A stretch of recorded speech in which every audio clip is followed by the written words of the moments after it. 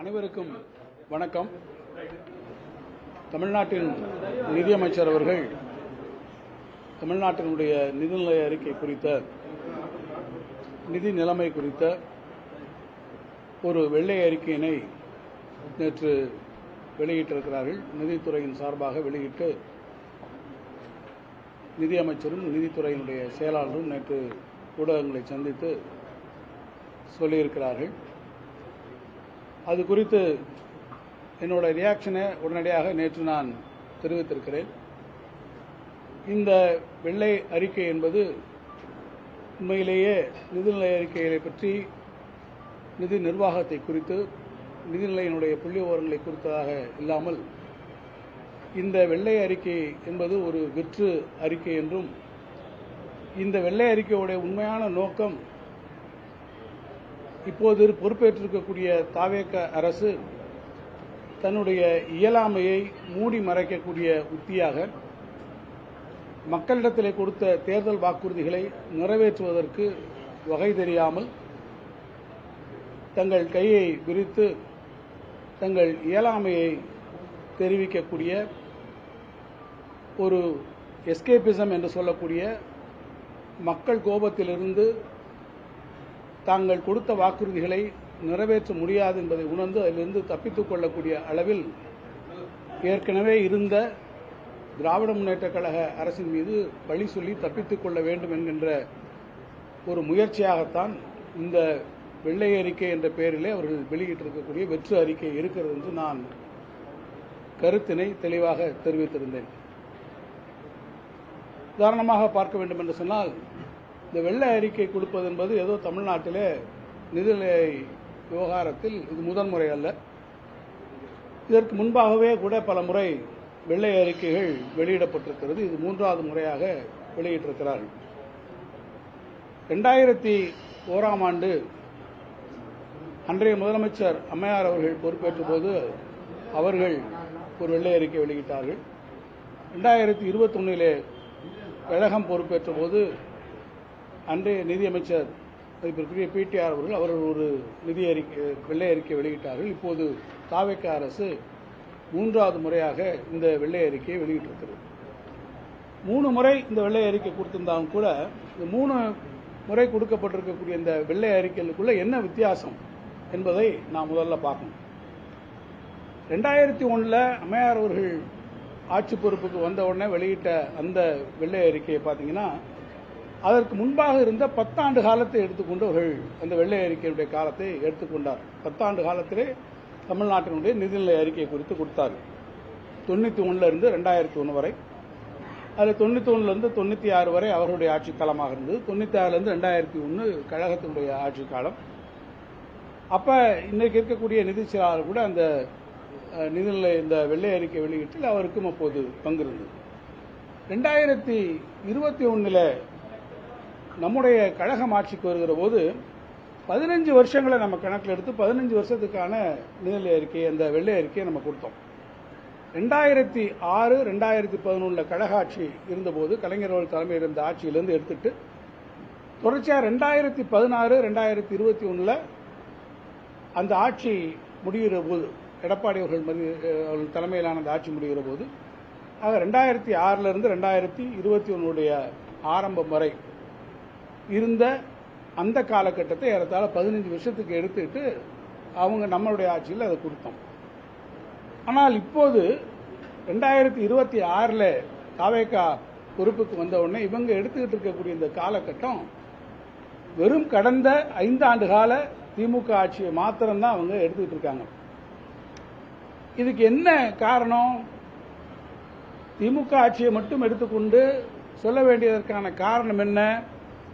இதற்கு முன்பாக இருந்த ஆட்சிகளை குறித்து, அந்த முன்பாக இருந்த ஆட்சியை குறித்து மறைப்பதற்கான காரணம் என்ன? அந்த ஆட்சியில் இருந்த நிதி விவகாரங்களை குறித்து சொல்வதற்கு என்ன தயக்கம்? ஒருவேளை யாரை காப்பாற்றுவதற்காக இந்த வெள்ளை அறிக்கையில் அந்த ஆட்சிகளில் அந்த காலகட்டங்களை எடுத்துக்கொள்ளவில்லை என்ற கேள்வி வருகிறது.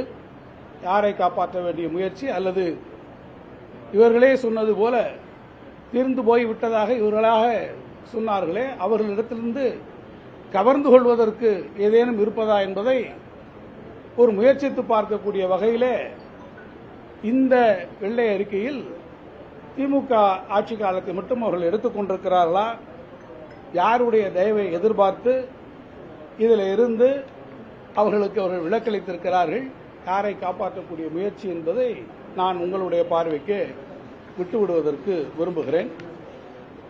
நான் முதல்ல சொன்னதைப் போல இந்த வெள்ளை அறிக்கையினுடைய நோக்கமே மக்களிடத்திலிருந்து என்ன சொல்லி தப்பித்துக் கொள்வது,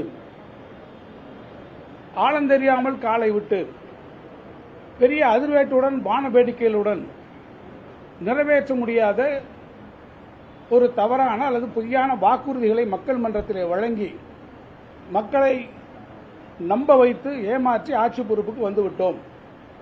இப்போது ஆட்சி பொறுப்பிற்கு வந்ததற்கு பிறகு அதிலிருந்து தப்பித்துக் கொள்ள வேண்டும் என்பதற்காக நான் இந்த அறிக்கையை வெளியிட்டிருக்கிறார் என்று நான் சொன்னேன். அதிலே ஒரு ஒப்பீட்டை செய்ய விரும்புகிறேன். 2021 ஆண்டில் திராவிட முன்னேற்ற கழகம் இந்த வெள்ளை அறிக்கையை வெளியிடுகிற போது, அந்த வெள்ளை அறிக்கை வெளியிடுகிற போதே அந்த எக்ஸிகியூட்டிவ் சம்மரியில் நாங்கள் சொன்னோம், this report is not an attempt to dilute the commitment given to the public என்று. அதாவது திராவிட முன்னேற்ற கழகம் அதற்கு முன்பாக 2021 ஆண்டு ஆட்சி பொறுப்பதற்கு வருவதற்கு முன்பாக தேர்தல் காலத்திலே கொடுத்த வாக்குறுதிகளை நாங்கள் புறந்தள்ளியோ அதை டைலூட் பண்ணுவதோ எங்களுடைய நிறைவேற்ற முடியாது என்று சொல்வதற்காகவோ அதற்கான ஒரு முயற்சியை மேற்கொள்வதற்காகவோ ஒரு அட்டம் பண்ணுவதற்காகவோ நிதிநிலையை ஒரு காரணமாக காட்டி எங்களால் அப்படியெல்லாம் செய்ய முடியாது என்று சொல்வதற்காக நாங்கள் இந்த வெள்ளை அறிக்கையை வெளியிடவில்லை என்று திட்டவட்டமாக சொன்னோம். அதனுடைய அடிப்படை என்ன, நிதி நிலைமை எவ்வாறாக இருந்தாலும் நாங்கள் சொன்ன வாக்குறுதிகளை நிறைவேற்றுவோம் என்கின்ற உறுதிமொழியை சொல்லக்கூடிய வகையிலே தெளிவாக சொன்னோம். ஆனால் இப்போது 2026 இந்த வெள்ளை அறிக்கையில் அவர்கள் என்ன சொல்கிறார்கள் என்று கேட்டால், இந்த வெள்ளை அறிக்கையினுடைய முக்கிய நோக்கம், the single objective of this report is to inform the public about the fiscal space available to take new projects is very limited.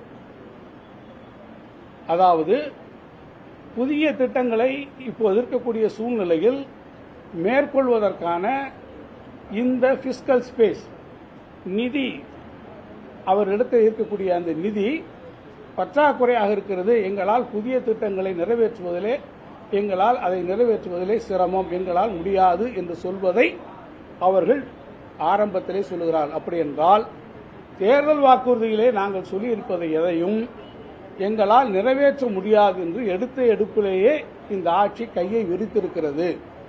அதை இந்த 2 ரிப்போர்ட்டுகளையும் நீங்கள் படித்து பார்த்தால் திராவிட முன்னேற்ற கழகம் கொடுத்த வாக்குறுதியை நிறைவேற்றுவதிலே எத்தகைய நிதி நெருக்கடிகள் இருந்தாலும் மக்களுக்கு கொடுத்த வாக்குறுதியை நான் நிறைவேற்றுவேன் என்று சொன்ன முதலமைச்சர் எங்கே? இல்லை இல்லை, இந்த நிதி நெருக்கடிகள் இவ்வாறு இருக்கிறது என்று எடுத்த எடுப்பிலேயே எங்களுடைய பிஸ்கல் ஸ்பேஸ் லிமிட்டடாக இருக்கிறது, மினிமலாக இருக்கிறது என்று சொல்லி தப்பித்துக் கொள்ள பார்க்கக்கூடிய இந்த அரசினுடைய முயற்சி நோக்கம் எங்கே என்பதை நான் பொதுமக்களுடைய கவனத்திற்கும் ஊடகத்தினுடைய கவனத்திற்கும் விட்டுவிட விரும்புகிறேன். ஆக நான் இன்னொன்றும் கூட நான் தெரிவிக்க விரும்புகிறேன்.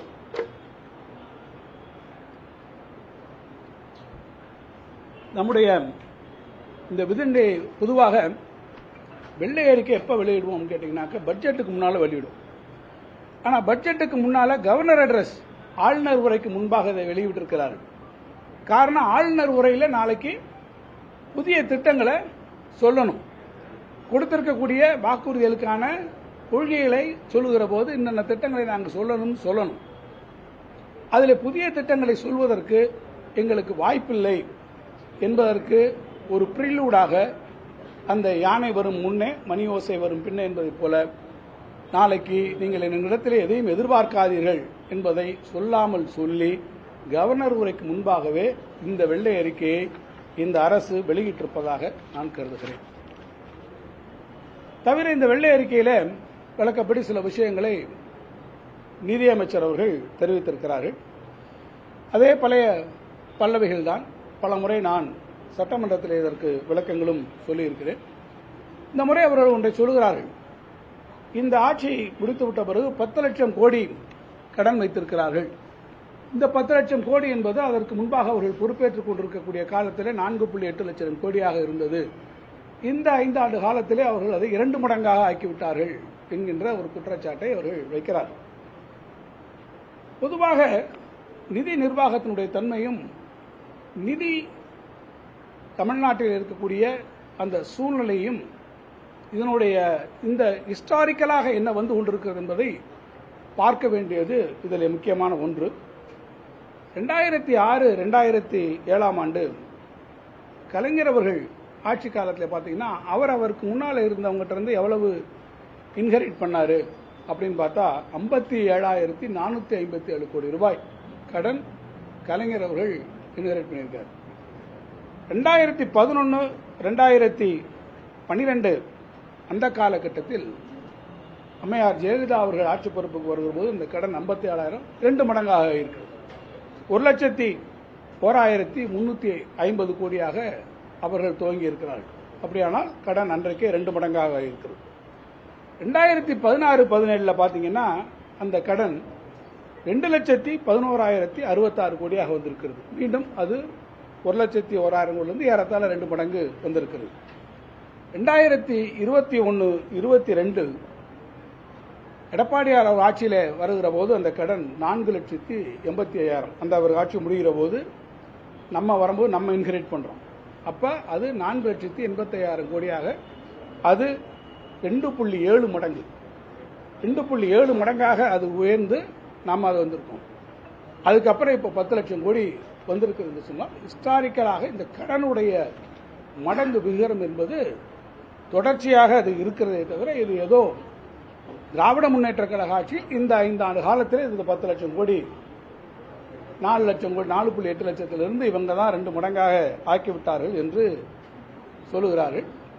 தமிழ்நாட்டை பொறுத்த மட்டும் நான் புள்ளி விவரங்களோடு சொன்னதை போல இது 2 மடங்காக வரக்கூடிய இந்த பேட்டர்ன் தொடர்ச்சியாக இருக்கும். கடன் இந்த பேட்டர்னில் வரும். நான் இன்னும் கூட சொல்லுவேன், இந்த செய்தியாளர் சந்திப்பிலே நான் ஒரு சவாலாக சொல்லுகிறேன். தாவேக ஆட்சி 5 வருடங்களை ஒருவேளை அவர்கள் நிறைவு செய்து அவர்கள் அடுத்த தேர்தலை அவர்கள் சந்திப்பார்கள் சொன்னால் தாவேக ஆட்சியினுடைய அந்த 5 ஆண்டு கால இறுதியில் அவர்களுடைய கடன் 20 லட்சம் கோடியாக நிச்சயமாக உயரும். இதை நான் ஒரு சவாலாக உங்களிடத்திலே தெரிவிக்க விரும்புகிறேன். அதை அவர்களால் யாராலும் தவிர்க்க முடியாது என்பதையும் நான் திட்டவட்டமாக தெரிவிக்கிறேன்.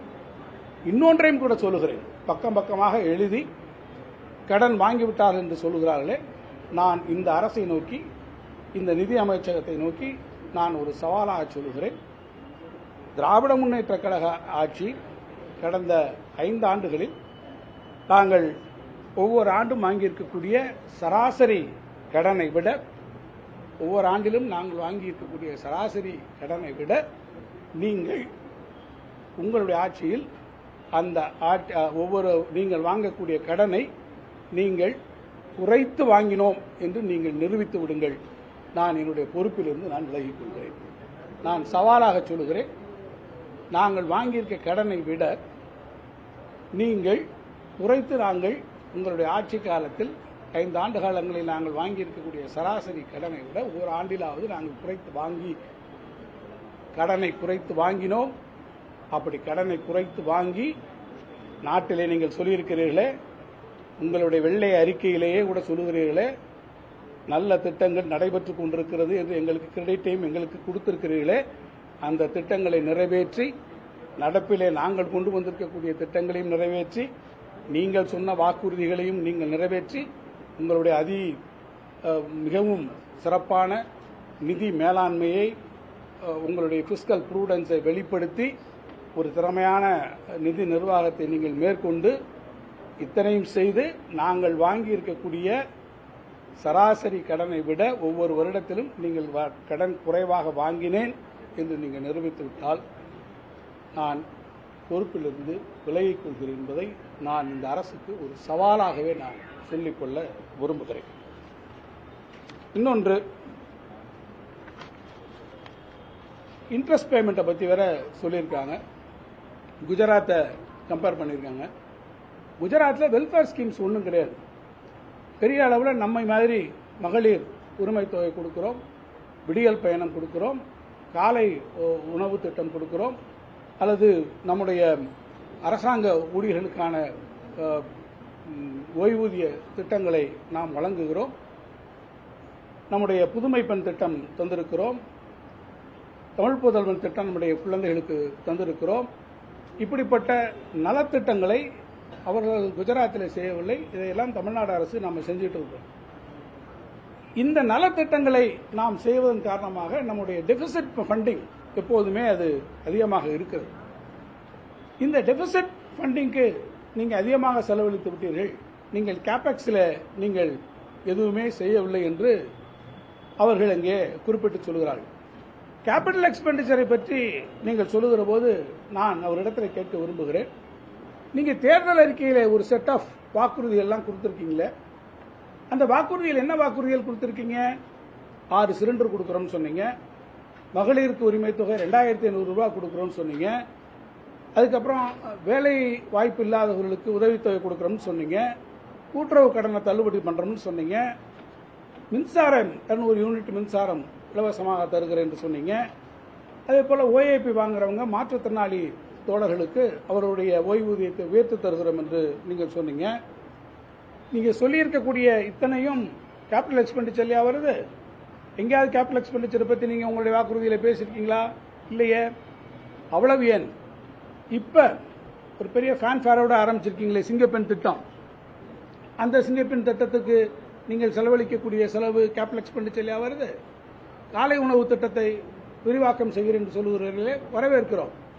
அப்படி நம்முடைய மாண்புமிகு முதலமைச்சர் அண்ணன் தளபதி அவர்கள் இருந்தபோது இந்தியாவிலே முதன்முறையாக கொண்டு வந்த திட்டம் காலை உணவு திட்டம். அந்த திட்டத்தை நாங்கள் விரிவாக்கம் செய்கிறோம் என்று சொல்லுகிறீர்கள். அப்படி அந்த திட்டத்திற்கான பணம் கேபிட்டல் எக்ஸ்பெண்டிச்சர்ல வரப்போகிறது. ஆக கேபிட்டல் எக்ஸ்பெண்டிச்சர்ல நீங்கள் என்ன செய்திருக்கிறீர்கள்? கேபிட்டல் எக்ஸ்பெண்டிச்சர் எங்கே அதிகமாக வரக்கூடிய திட்டங்கள், திராவிட முன்னேற்ற கழக ஆட்சியிலே சொன்ன திட்டங்களை வந்தவுடனே நிறுத்துவதற்கான வேலையை பார்க்கிறீங்க. ஈசிஆரில் இருக்கக்கூடிய எலிவேட்டட் ஹைவே வந்த உடனே அதை நிப்பாட்டுங்கன்ட்டீங்க.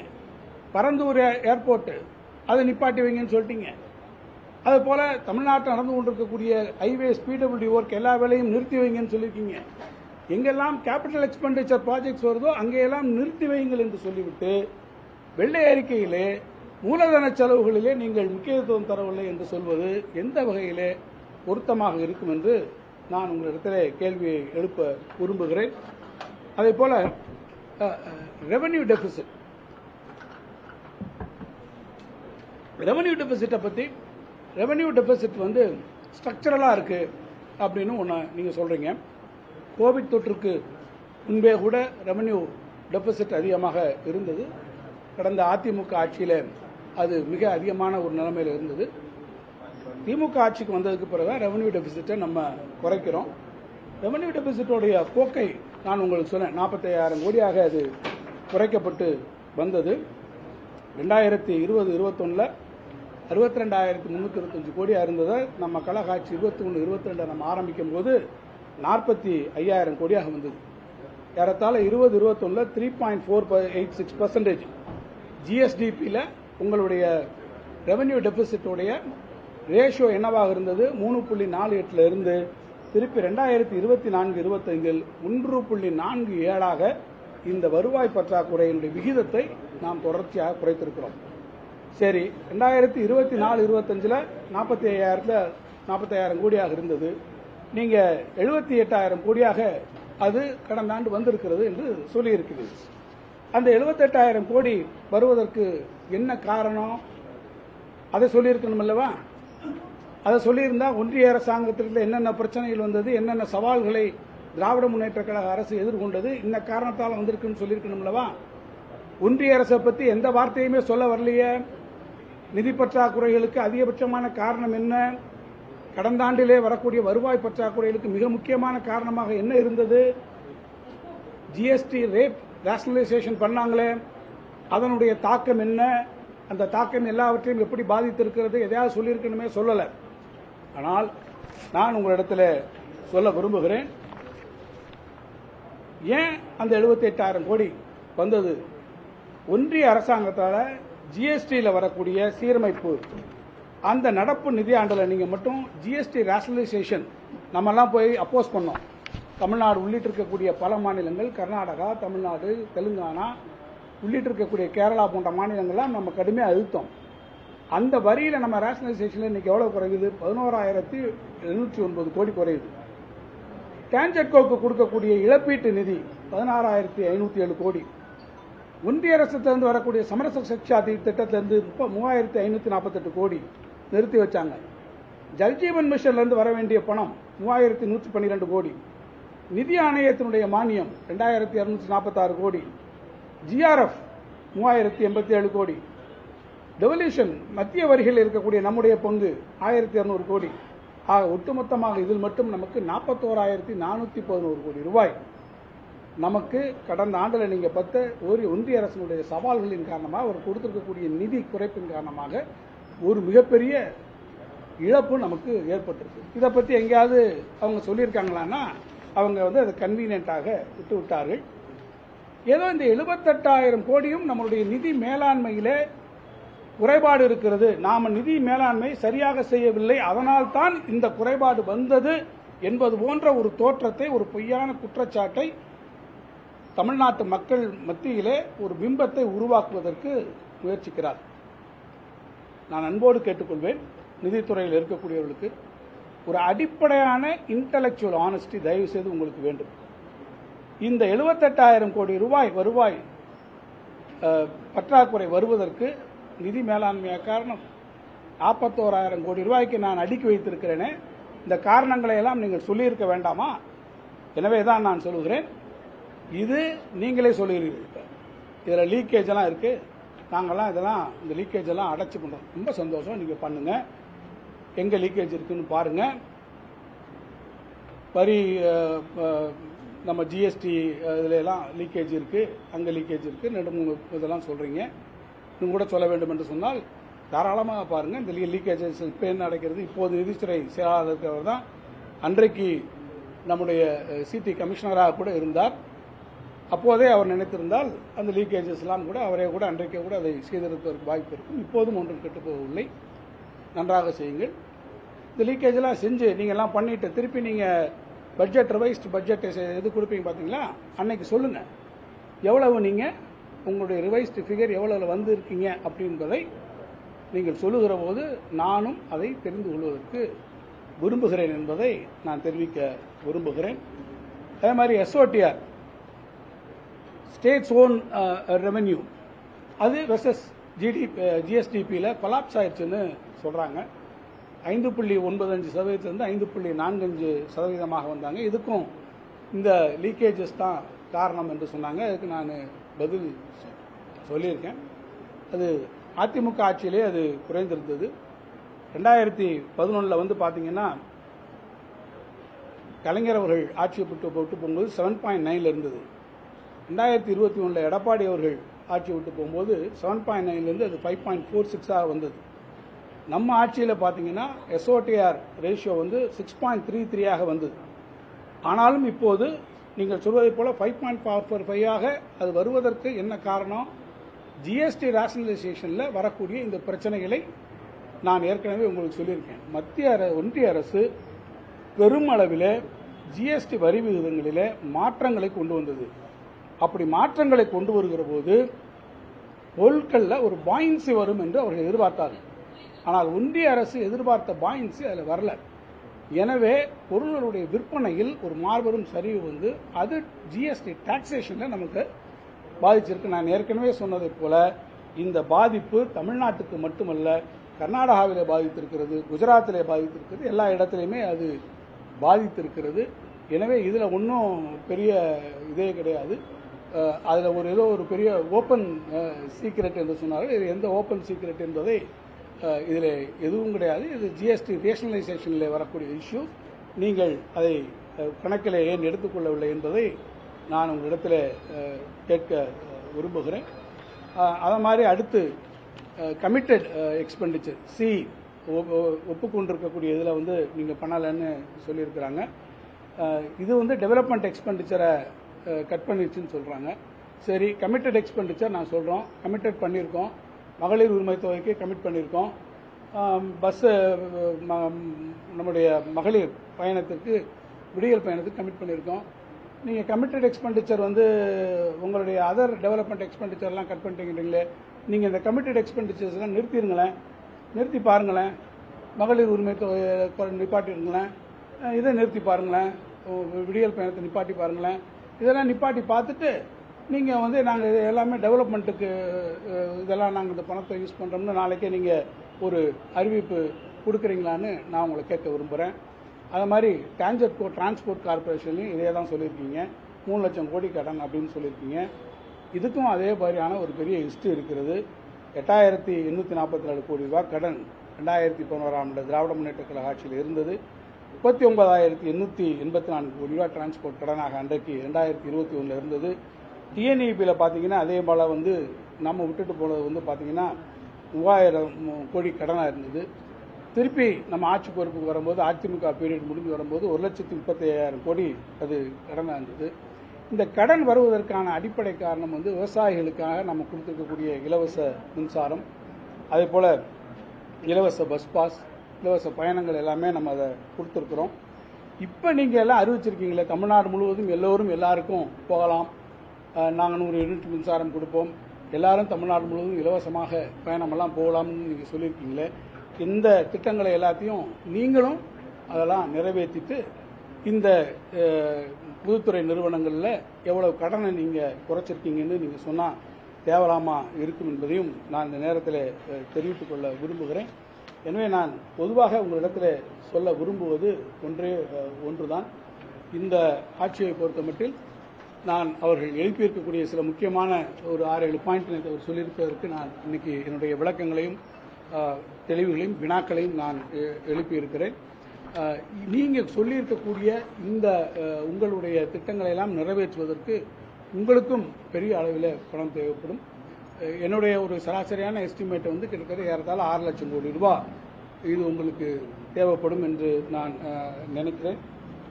நான் ஏற்கனவே சொன்னதைப் போல நீங்கள் ஒரு மூலதன செலவுகளிலே ஒரு 50,000 கோடி நீங்கள் ஒரு வருஷத்துக்கு நீங்கள் செலவழித்து வச்சிருந்தால் கூட கடைசியாக உங்களுடைய டெட் 20 லட்சம் கோடியாக வரத்தான் போகிறது. அந்த காட்சியும் தமிழ்நாட்டு மக்கள் உங்களுடைய ஆட்சியிலே பார்க்கத்தான் போகிறார்கள். எனவே இந்த கடன் என்பது ஏதோ நான் தொடர்ச்சியாக சொல்கிறேன், கடன் என்பதை பேசிக் பப்ளிக் ஃபைனான்ஸ் இருக்கக்கூடியவர்கள் கடன் என்பதை ஒரு டூல் ஆஃப் ஃபைனான்ஸாகத்தான் நீங்கள் பார்க்க வேண்டும். நான் தொடர்ச்சியாக எவ்வளவோ நலத்திட்டங்கள் இருக்கிறது, எவ்வளவோ வேறுபல திட்டங்கள் இருக்கிறது. எல்லாவற்றுக்கும் ஒரு ஆட்சி என்பது கடன் வாங்குகிறோம் என்பது முக்கியம் கிடையாது. கடன் வாங்கக்கூடிய கடனை எப்படி நீங்கள் சர்வீஸ் பண்ணுகிறீர்கள், பப்ளிக் டெட்டை எப்படி நீங்கள் சர்வீஸ் பண்ணுறீங்க, எப்படி அதை கொடுக்குறீங்க, ஜிஎஸ்டிபிக்கு உள்ள அந்த கடனுடைய சதவீதத்தை எவ்வாறு வைத்திருக்கிறீர்கள் என்பதுதான் நீங்கள் பார்க்க வேண்டும். அதைத்தான் நீங்கள் அப்சல்யூட் நம்பரில் பார்க்காதீர்கள் என்பதையும் நான் பலமுறை சொல்லியிருக்கிறேன், இப்போதும் அதை வலியுறுத்துகிறேன். எனவே எந்த ஆட்சியாக இருந்தாலும் கடன் பெறுவது என்பது பொதுமக்களுடைய நலனுக்காக பெறுகிறோம், அவர்களுடைய வளர்ச்சிக்காக பெறுகிறோம். டெபிசிட் ஃபண்டிங்காக நாம் செய்வது என்பது மக்களுடைய நலத்திட்டங்களுக்காக, வெல்ஃபேர் ஸ்கீமுக்காக அதை செய்திருக்கிறோம். நீங்களும் அதை அறிவித்திருக்கிறீர்கள். அதை அறிவித்ததை நிறைவேற்றுவதற்கு உங்களுக்கும் அந்த பணம் தேவைப்படும்.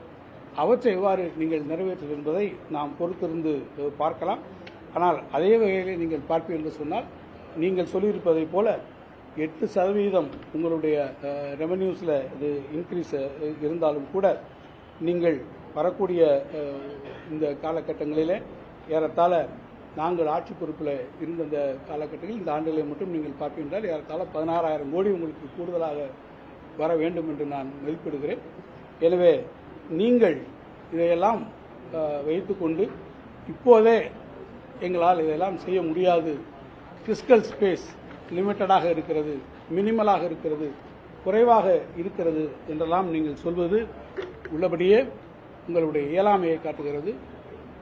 இந்த திட்டங்களை நிறைவேற்றுவதை நாங்கள் நிறைவேற்ற இயலாத சூழ்நிலையில் இருக்கிறோம் என்பதை மக்களுக்கு சொல்வதற்காக நீங்கள் இந்த வெள்ளை அறிக்கையை இன்றைக்கு வெளியிட்டிருக்கிறீர்கள். இதில் அவர்கள் சொல்லியிருக்கிறார்கள், இங்கே லீக்கேஜ் அங்கே லீக்கேஜ் எல்லாம் ஓப்பன் சீக்ரெட் என்று. இப்போது 2 கையையும் விரித்து விட்டார்கள். அவர் 2 கையையும் இப்போது விரித்திருப்பதுதான் இதுதான் wide open secret of the government. அவர்களுடைய இயலாமை தான் wide open secret of the government என்று சொல்லி அமைக்கிறேன்.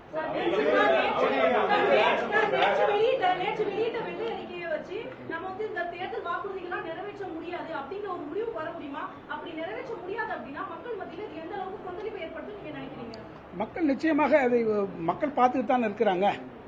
கூட்டுறவு பயிர்க்கடன்களை முழுமையாக தள்ளுபடி பண்ணுறீங்க, அப்புறம் அவங்க 50,000 தான் சொன்னீங்க. மக்கள் விவசாயிகள் டெல்டா பகுதியில் தமிழ்நாடு முழுவதும் கொந்தளித்து எழுந்தார்கள், போராட்டங்கள் நடந்தது. இப்போ 75,000 சொல்லியிருக்கீங்க, அதுவும் போதாதல்லவா? நீங்கள் என்ன சொன்னீங்க? நீங்கள் சொன்ன வாக்குறுதியை நிறைவேற்றுங்கள் என்று இன்றைக்கு தமிழ்நாட்டில் இருக்கக்கூடிய ஒரு பானை சோற்றுக்கு ஒரு சோறு பதம் என்பதைப் போல இந்த கூட்டுறவு கடன் விஷயத்திலேயே தமிழ்நாட்டில் இருக்கக்கூடிய அனைத்து விவசாய பெருங்குடி மக்களும் தேர் அப் இன் தேர் ஆர்ம்ஸ். அதுபோல தான் நீங்கள் தானே கொடுத்தீங்க, இது நாங்கள் சொல்லலையே. உங்களுடைய தேர்தல் வாக்குறுதியாக நீங்கள் சொல்லியிருக்கிறீர்கள், செய்வோம் என்று நீங்கள் சொல்லியிருக்கிறீர்கள். இன்னொன்று, இப்போ சொல்லியிருக்கக்கூடிய இந்த விவரங்கள் எல்லாம் எது இவங்க ஆட்சி பொறுப்புக்கு வந்ததுக்கு அப்புறம் தான் இருக்காங்கன்னா இல்லை. நாங்கள் கொடுத்திருக்கக்கூடிய இன்டரிம் பட்ஜெட்டில் இடைக்கால நிதிநிலை அறிக்கையிலேயே மொத்த விவரங்களை சொல்லியிருக்கிறேன். நான் இப்போ சொன்னது ஒரு ஜிஸ்ட், நீங்கள் அதில் போய் பார்த்தீங்கன்னா இன்னும் விவரமாகவே இருக்கிறது. எதையும் it's transparent, everything is in black and white. உங்களுக்கு ஏற்கனவே நிதிநிலை அறிக்கையை நாங்கள் கொடுத்திருக்கிறோம். எதையும் மறைக்க வேண்டியதில்லை, மறைக்க வேண்டிய அவசியமும் இல்லை. நாட்டினுடைய மொத்த வருவாய் என்ன உங்களுடைய கடன் என்ன, உங்கள் பிஸ்கல் டெபிசிட் என்ன, உங்கள் ரெவன்யூ டெபிசிட், இதை எப்படி நாங்கள் பார்த்திருக்கிறோம் என்பதையெல்லாம் முழுக்க உங்களுக்கு நாங்கள் விளக்கி இருக்கிறோம். அதில் நம்முடைய நிதி மேலாண்மையை நாம் எவ்வாறு குறைத்து கொண்டு வந்திருக்கிறோம், பிஸ்கல் டெபிசிட் எந்த அளவுக்கு நம்ம ஒரு வருஷமும் குறைச்சிருக்கோம், எந்த வருஷம் ரெவன்யூ டெபிசிட் எப்படி குறைச்சிருக்கோம், நம்மளுடைய ரெவன்யூ டெபிசிட்ல இவ்வளவு அப்சல்யூட் நம்பரில் கூடுவதற்கான காரணம் என்ன என்பதையும் நம்ம ஒவ்வொரு காரணத்தையும் ஒவ்வொரு பத்தியிலும் வருவாய் பற்றாக்குறைக்கான அந்த காரணங்களையும் நாம் விளக்கி இருக்கிறோம். எல்லாவற்றையும் தெரிந்து கொண்டதற்கு பிறகுதான் நீங்கள் தேர்தல் அறிக்கையை வெளியிடுகிறீர்கள். எனவே எல்லாவற்றையும் you have already taken everything into cognizance, everything into account. அதுக்கு அப்புறம் தான் நீங்கள் உங்களுடைய தேர்தல் அறிக்கையும் வாக்குறுதியும் கொடுத்திருக்கிறீர்கள். எனவே அந்த வாக்குறுதியை நிறைவேற்ற வேண்டிய பொறுப்புடைமை உங்களுக்கு இருக்கிறது. அதிலிருந்து தப்பிப்பதற்கு ஒரு பியூர் எஸ்கேபிசம், அந்த ஒரு எஸ்கேப் ரூட்டுக்காக இந்த நிதிநிலை அறிக்கையில வெள்ளை அறிக்கை என்கிற பெயரில் நீங்கள் சொல்லிவிட்டு, நான் சொல்லுகிறேன், திராவிட முன்னேற்ற கழகம் ஆட்சிக்கு வருகிற போதும் இதே போல பிஸ்கல் கன்ஸ்ட்ரெயின்ட் இருந்தது சொன்னோம். ஆனால் அப்போதும் நாங்கள் சொன்னோம், நாங்கள் கொடுத்த கமிட்மெண்ட்டை நாங்கள் 100% காப்பாற்றுவோம் என்று சொன்னோம். கொடுத்த வாக்குறுதிகளை நிறைவேற்றி தந்திருக்கிறோம். திராவிட முன்னேற்ற கழகத்தை நெஞ்சு நிமித்து சொல்வோம்.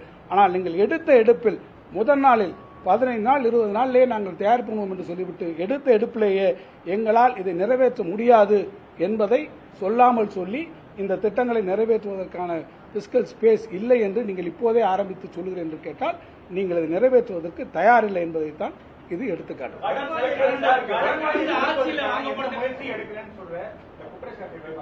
திட்டங்களுக்கு செலவு பண்ணதுல இந்த பிரச்சனையும் இல்லைன்னு சொல்றாரு மினிஸ்டர் கூட. அது எங்களுடைய நம்ம மாநிலத்துடைய பிரைடு தான் பாக்குறேன்னு சொல்றாரு. ஆனா வருவாயை பெருக்குவதற்கான எந்த முயற்சியும் எடுக்கல. வருவாயை பெருக்குவதற்கான முயற்சிகள் எடுக்கலன்னு எந்த அடிப்படையில் சொல்றாரு?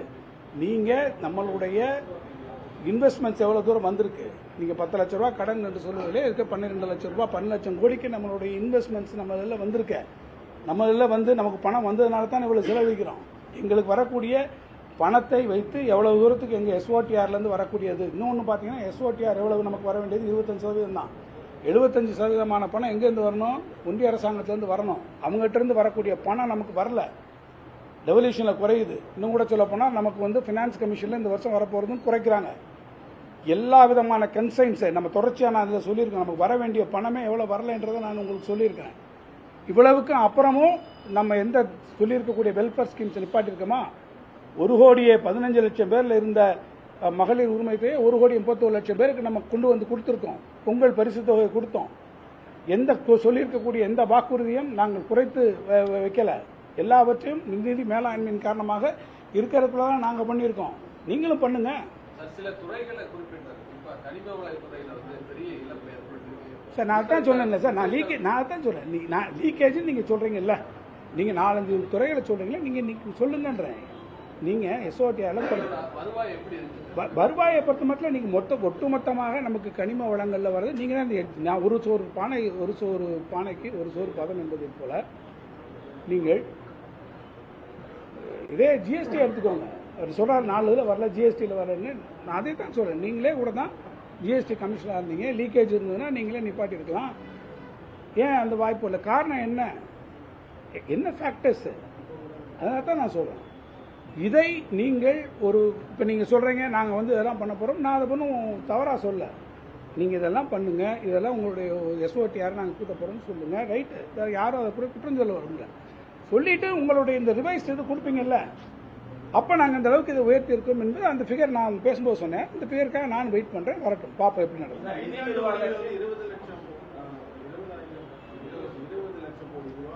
சார் நான் என்ன சொல்கிறேன்னா,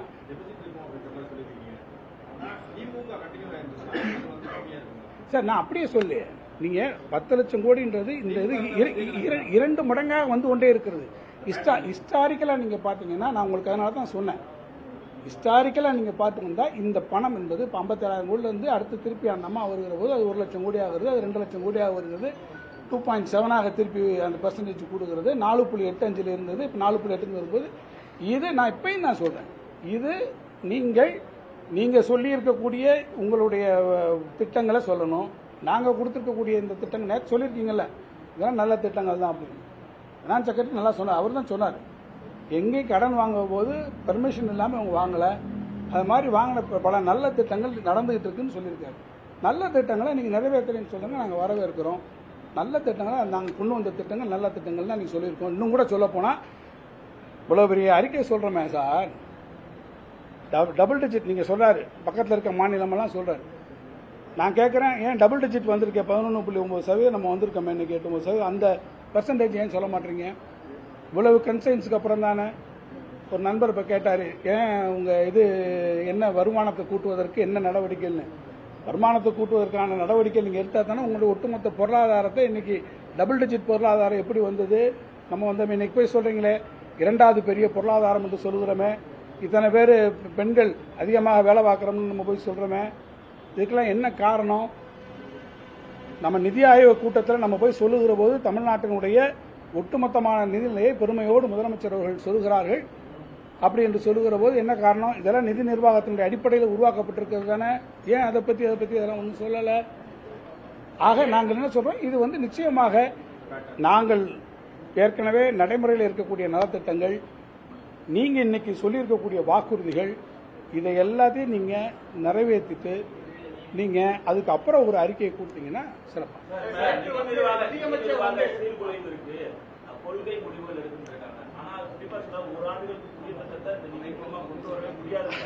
அதைத்தான் சார் சொல்றேன் சார், நீங்க 6 இடத்துலயும் அம்பேல்ட்டீங்க, அம்பேல் அப்படின்னு ஒரு எடுத்துட்டீங்க, எடுப்பிலே சொல்லிட்டீங்க. காரணம் என்ன? எங்கிட்ட எந்த புதிய திட்டங்களும் இல்லைன்னு இப்போ நீங்க சொல்றதுக்கு என்ன காரணம்? நீங்க கொடுத்த வாக்குறுதியை நாங்கள் நிறைவேற்ற முடியாது என்று சொல்வதைத்தான் அவர்கள் இப்போது சொல்கிறார்கள். நீங்க இந்த திட்டங்களை எல்லாம் நிறைவேற்றுவேன்னு சொல்லி தானே ஆட்சிக்கு வந்திருக்கீங்க. இங்க இருக்கக்கூடிய இந்த பிஸ்கல் ஃபிகர்ஸ், உங்களுடைய fiscal position of the state, இது புதுசாக அன்னைக்கு வந்திருக்கு. எங்களுடைய நிர்வாகத்தை முடித்து நாங்கள் கொடுத்திருக்கக்கூடிய இன்ட்ரீம் பட்ஜெட்லேயே நிதியமைச்சர் என்கின்ற முறையில் என்னுடைய உரையினுடைய பகுதியாகவே அது இடம்பெற்றிருக்கிறது. எனவே எந்த ஒரு ஃபிகரும் தமிழ்நாட்டினுடைய நிதி நிர்வாகத்தில் மறைக்கப்படவோ அந்த ஃபிகரை மாஸ்க் பண்ணவோ இல்லை. எல்லாமே ஆல்ரெடி எவ்ரி திங் இஸ் பேப்பரில் இருக்கு. அதை நீங்கள் பார்த்துட்டு தானே நீங்கள் எல்லாம் சொல்றீங்க. ஆக நீங்கள் அதையெல்லாம் பார்த்ததுக்கு அப்புறம் தான் நான் இதை செய்வேன் என்கின்ற வாக்குறுதியை மக்களிடத்தில் சொல்லியிருக்கீங்க. அதை நிறைவேற்ற பாருங்க. அதை நிறைவேற்ற முடியலை அப்படின்ற உங்களுடைய இயலாமையை மூடி மறைப்பதற்காக நான் மீண்டும் இந்த பிரஸ் மீட்டோட இறுதியில் சொல்கிறேன், இந்த அரசு தன்னுடைய இயலாமையை மூடி மறைப்பதற்காக இந்த வெள்ளை அறிக்கைக்கு பின்னாலே ஒளிந்து கொள்ளக்கூடிய முயற்சியை எடுத்தது.